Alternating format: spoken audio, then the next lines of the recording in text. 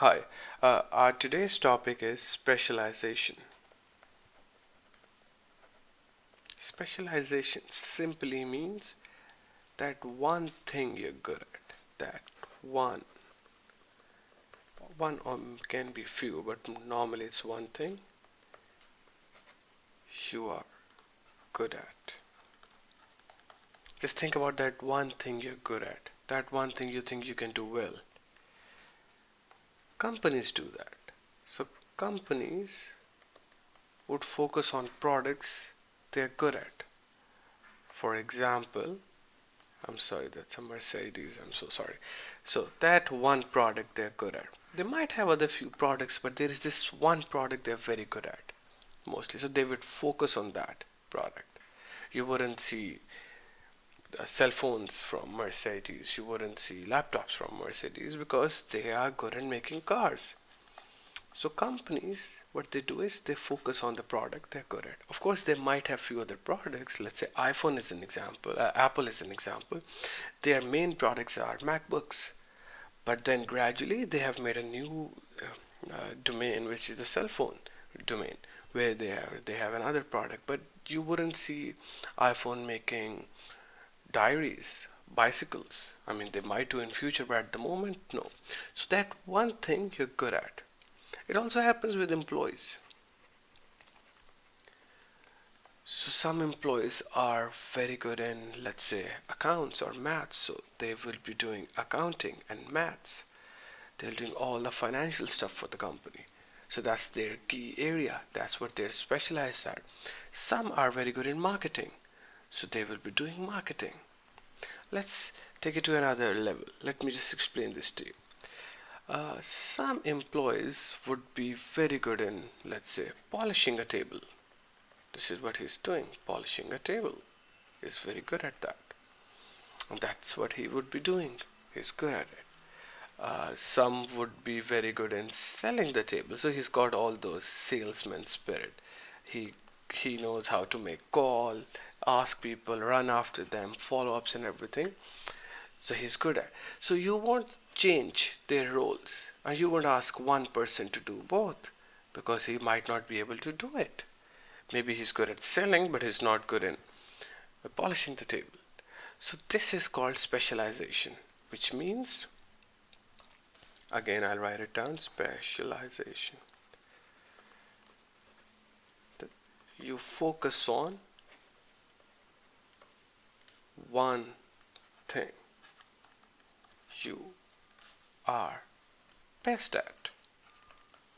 This would give you quality, and then you have, remember, we have limited resources, so we can't waste our resources on people who are not specialized in this product. Just imagine, I am wasting our labor, which is a resource, and I'm giving him salary. He's good at selling, but I'm asking him to do the polishing. That's a waste of resource. So in the era of limited resource, we can't do that. So I hope you understand what specialization is. Now we'll talk about the next topic, uh, which lead from specialization actually is the division of labor.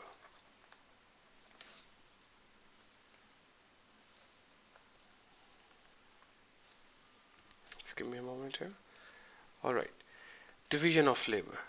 So what is division of labor? It is simply when you divide task to people who are good at each task. Divide tasks to people who are specialized in those tasks.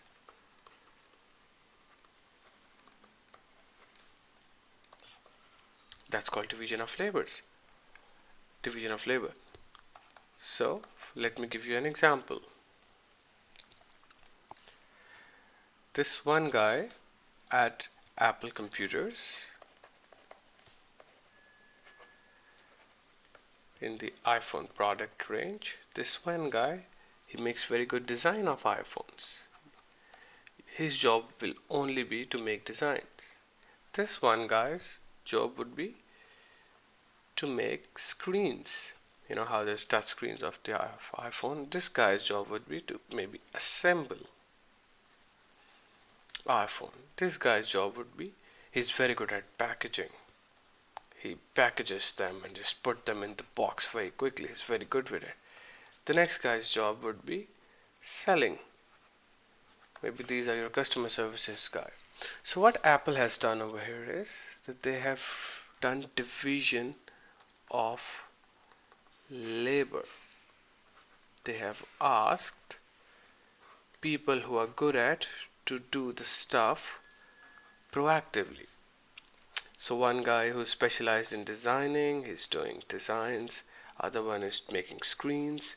Other one is assembly. So this is how from one step to another step it's going, and the division of labor has actually, it's an efficient way.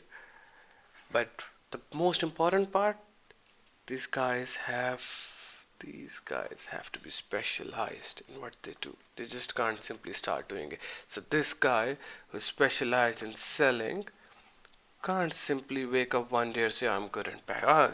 Don't worry, if this design guy is not here today, I'll take his job. Can't do it.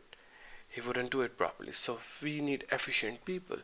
So that is why assembly, this is assemble. So this assembly line, this guy he assembles, he can't do a job of another guy. So that's why specialization is very important. There are a few advantages and disadvantages of division of labor, because let me just quickly read it out, the definition for the division of labor. This would now will give you a better understanding. It says division of labor is when the production process is split up into different tasks. So this is what we have done. Task 1, task 2, task 3, 4 and 5. Split up into different tasks. And each worker performs that one task in which he specialized it. So, like I've explained it to you already. There are a few advantages and disadvantages for division of labor. Let's just quickly go through the advantages. Advantages for the division of labor. The first advantage comes to my mind is this efficiency. They are trained, they are specialized at what they do. So they will make quality product.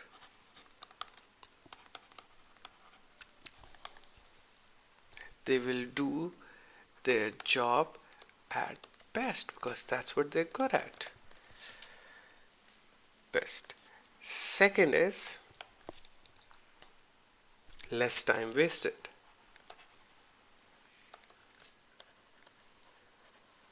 So now they're good at what they do, so they won't waste time.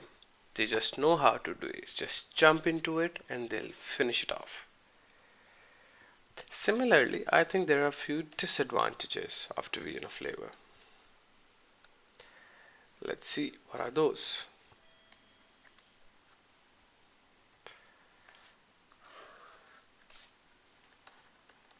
Disadvantages.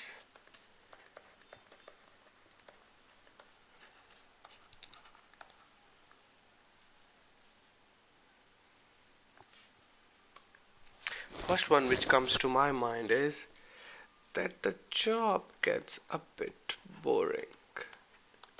You're doing same thing every day.